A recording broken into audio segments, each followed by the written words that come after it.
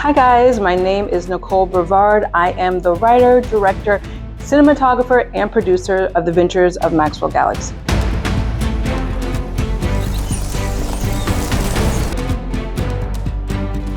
Isn't that Maxwell Galaxy? So today I'm going to be talking about some deleted scenes from The Adventures of Maxwell Galaxy, episode 1, the first of many episodes to come. If you haven't checked it out, go ahead to the maxwellgalaxyfilm.com and then circle back. For those of you who have seen episode 1, let's get into some of these deleted scenes. Don't ever holophone me again.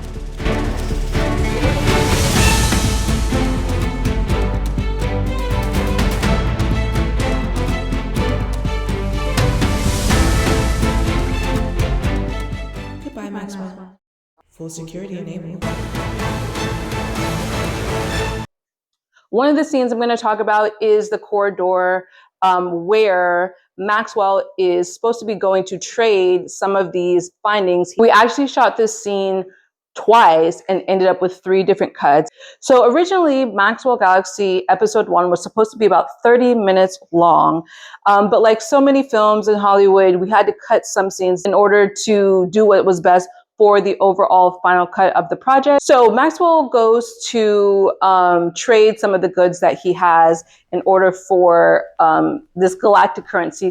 In the process, there's this corridor. He's supposed to be walking down the corridor, and we were to have extras walking back and forth. And unfortunately, once we got there, I realized how narrow that corridor was. There was absolutely no way we could have a bunch of extras walking back and forth. It wasn't going to work. And so there's only really enough room for almost one person to walk. So even when we were doing some of the blocking and the actor had to walk towards the camera, like past the camera, it was nearly impossible. So the first person we used was Jason. Jason was just there helping out, and I was just like, hey, could you like be an extra? Because I need some more people walking, or else nobody in the audience isn't going to really get a feel for what type of environment is going on. And so I painted his eyebrows purple. And he looked great. Like, he honestly looked so good on camera. I love the vibe. I had him do some walks back and forth. But like I said, because the corridor was so short and so narrow, it was very difficult to get the feel of somebody walking. I wasn't able to do any type of tracking shots. I really just pretty much had to try to lock focus and pull the focus as he walked by. And so the corridors have these little windows, and I was like, this would be dope if I green screen these out and I make it look like. So I had my production assistant green screen the windows with just some poster board, right? And this was my fault, but I didn't tell her that there can't be any gaps. You know, it took quite a bit of time for her to tape it. And in the meantime, I'm like doing some of the makeup, you know, I'm trying to make sure some of the actors are coming in who are supposed to come in.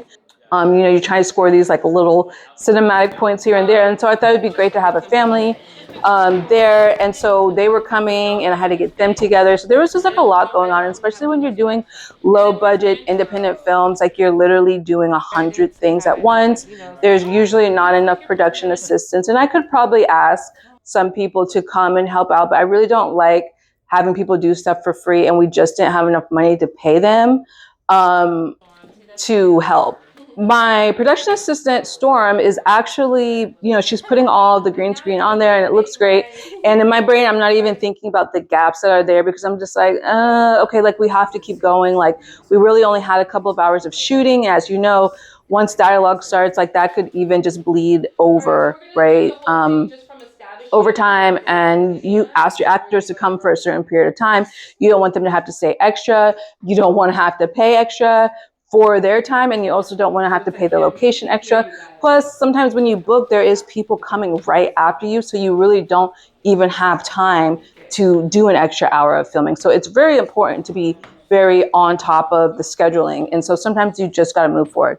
And so this is what's happening. We're getting through the dialogue. The children were completely ready for their lines. I think they only had 2 lines, but they were ready, okay? They weren't nervous. They were so cute. And if I had more time to kind of play around with dialogue and stuff, I definitely would have done that. But like I said, you just got to keep moving. They did a great job. We put them in the same turtlenecks. I wanted the kids to originally have black pants, and I told the mom to put them in black pants, but with 2 kids and she was coming from really far, she probably just forgot. And honestly, I should have just had an extra pair for both the children. So that's something I'll keep in mind next time. We filmed their scene, and I was just talking to the little kids, showing them their takes and stuff. They did an amazing job. And then the next thing that was supposed to take place was that Maxwell was supposed to run into his ex. And so we have this beautiful actress named Zoe. She's Senegalese and just so cute, and she looks great on camera. We put her in the typical, Maxwell Galaxy female, outfit uniform that you'll see a lot of the women wearing. And Maxwell is walking in the opposite direction. They run into each other and they deliver these lines, and pretty much Maxwell burned her in some way. And she's like, just don't call me again. We've all been there. It was great. She had all of her lines ready. She's such a great, I was actually really surprised. Sometimes you just really don't know. Some actors look like, oh yeah, they're about to deliver these lines, and they fall flat. And sometimes the actors look like, okay, they're kind of like timid, or they seem a little shy, and they deliver these amazing lines. She did just such a great job. And so I was like, yes, got that in the bag. She looked great in the outfit that we put her in.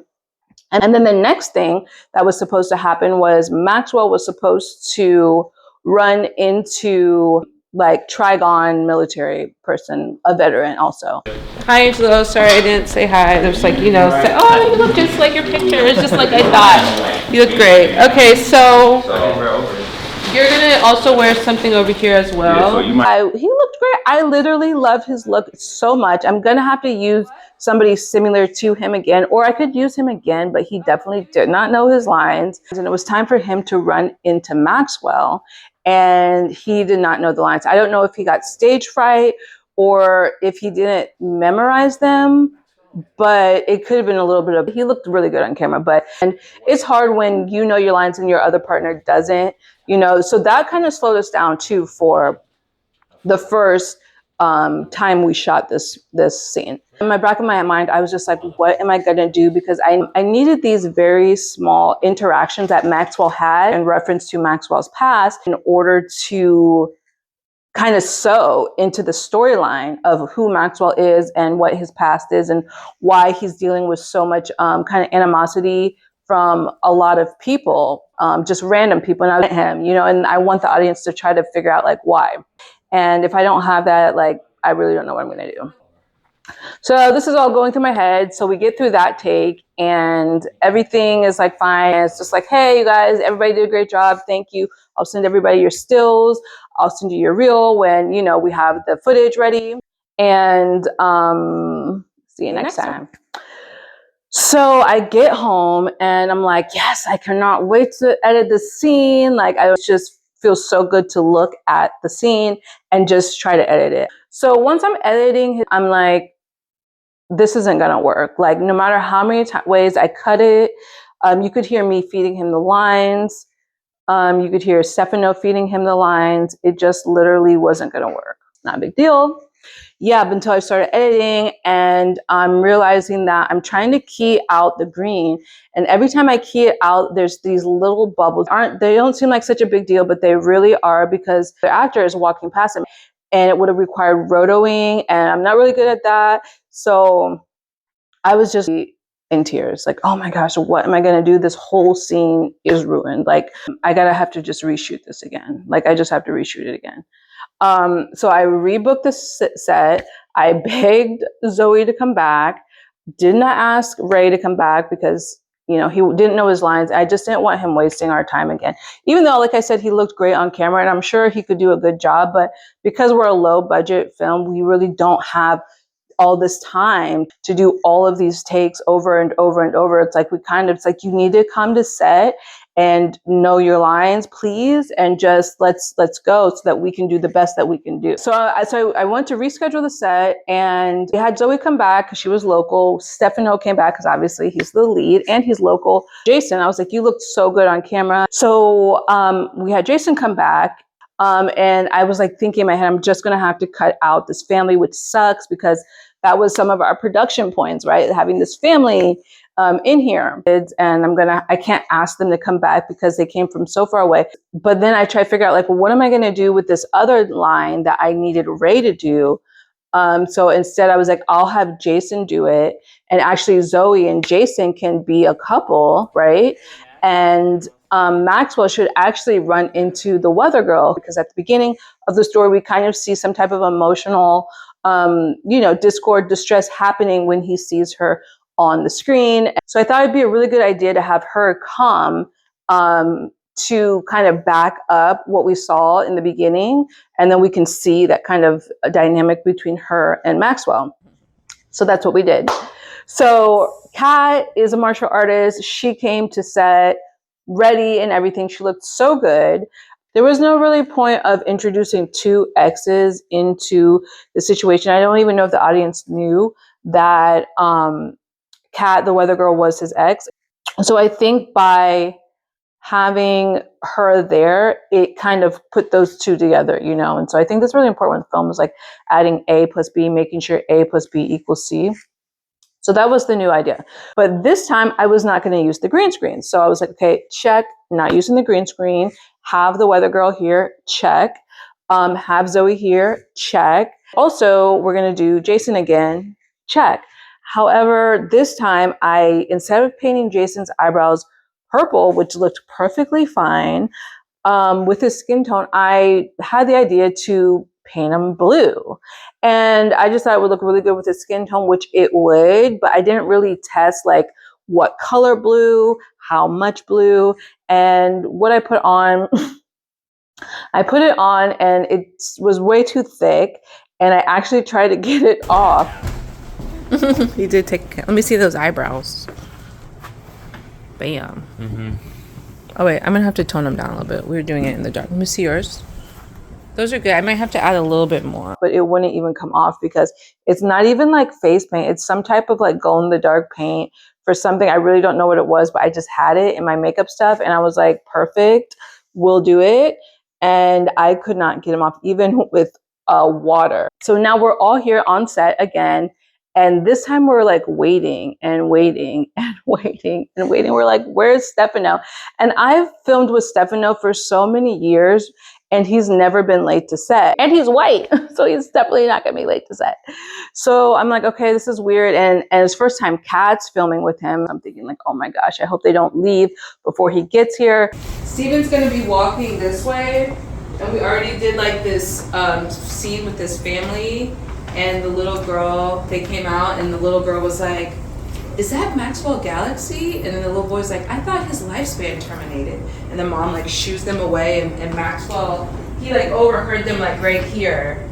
So I'm gonna use that because I have close-ups and stuff. But what happened last time is like, I messed up on the green screen. I didn't tell the production assistant to put the green screen inside the frames. So she had them on the outside and I just rolled, I was like, we don't have time to redo them all. So I thought when I keyed it out, I could, it was gonna work, but it just didn't work. And so we're waiting there for like 3 hours for Stefano to come and he's never late. And I literally call him like, hey, like just wondering like where you are. And he completely forgot. He was coming all the way from like Sherman Oaks or Burbank. We only had an hour left to shoot, maybe an hour and a half. He gets there. He's so apologetic and he's never done that ever. We're just like, oh, like, let's roll it. Let's run it. He gets there. We have like 30 minutes left to shoot his entire dialogue and the dialogue with Stefano and Zoe. So they only had a little bit of time to get this right. That's really not enough because they're supposed to be exes. They never even got a chance to rehearse. So it's not like they were on the sidelines rehearsing while I was shooting other stuff. Like that usually happens. Like actors, they'll like pull themselves to the side and like rehearse while they're waiting. They didn't even get a chance to do that. They've never even gone over their dialogue with each other except for in this moment. And it's like, hey guys, you got to get it and get it right. So that kind of threw Kat off. We kind of just like threw her into the fire. If I had more time, I would have been able to work on the chemistry more. I would have been able to work on the blocking more, the dialogue. There was just so much continuity issues because she was rushing because we were telling her she had to rush. And so it definitely wasn't her fault at all. And Kat looked amazing on screen. I wish I would have had more time to get the shots that I wanted of her. like I said, and done more with the continuity and the over-the-shoulder shots. But thankfully, thank God, there was literally just enough there to make something, right? So that was that. And then the next scene is, so Maxwell goes down the corridor, he runs into the family, then he runs into his ex, right? Then he goes in, does the trading, and comes out, and he runs into Zoe and Jason. And Jason is the veteran who used to do combat with Maxwell. So he's asking him all these questions, and it's revealing things to the audience about Maxwell, who he was and who he used to be. So this interaction was supposed to reveal these types of things for the audience and what he's been dealing with, and kind of building up on these storylines and character arcs and stuff like that. And so he comes out and he's supposed to run into Jason and Zoe. And so we did the scene, and Jason, just like the other guy, did not know any of his lines. I don't know why he didn't know his lines. We were waiting there. Jason is a very outgoing personality, gets along with everybody. I thought it would not be a problem for him to be dynamic on camera, charismatic on camera, but I was wrong. So just like sometimes people, you think like, oh, you would be a great actor. Like once they get on camera, like sometimes they shut down. So that slowed us down. So I was like, okay, I don't know how this is going to turn out. And on top of that, his eyebrows were crazy. And then Zoe, I didn't give her any lines. And I didn't want her to think like, oh, you did bad. You actually did amazing. I just had to rearrange everything a little bit. So that was the second time that we shot that, right? So I get home, start editing a couple of days later, and I'm appalled. I'm like, oh my gosh, like this is such a simple scene. It really shouldn't be so hard. But it was. Somehow I was able to get the family and key out the green screen. Once I got the scene broken down the best way I could, as far as like editing, the over the shoulders, the POVs and stuff like that, literally could not stop staring at Jason's eyebrows. Hey Max, long time no see. How you been? I've been better, but what can I do? You still on probation? Yeah, for now, indefinitely. Bummer, man. Well, holophone me sometimes. All right, affirmative. We'll get some hydro healing. Zoe and Jason were in the final cut. They were in the final cut. And I just could not stop staring at his eyebrows. And I'm like, if I cannot stop staring at his eyebrows, I know that other people are going to have a problem. They were just so thick and so blue. I tried to key him out, change the color. It didn't work. And maybe if I was better at special effects, I could probably easily do it, because it was blue, and blue is like a color people use. They, use green screen or blue to key, and it just didn't work. The film is already independent. It's already struggling to get completed. We had to already cut it from a feature to a 30-minute episode. From a 30-minute episode to, we had to cut it down, and we had lost so much time due to my health at the time. However, we're so excited for all the other episodes to come. So that's it for this time. I will be back with some more deleted scenes segments and some more behind the scenes content of the adventures of Maxwell Galaxy. Bye.